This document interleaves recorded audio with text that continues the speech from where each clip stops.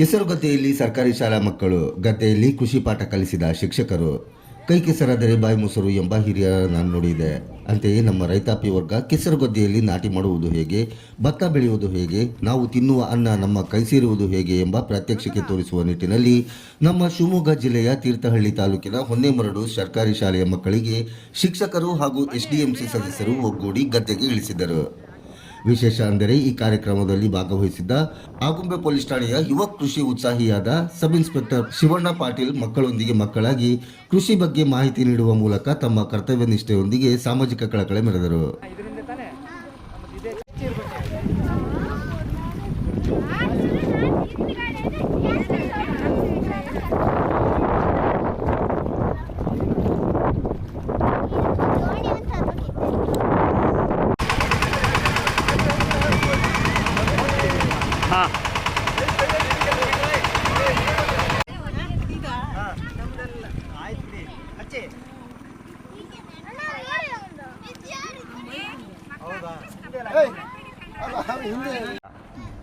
ನಮಸ್ಕಾರ.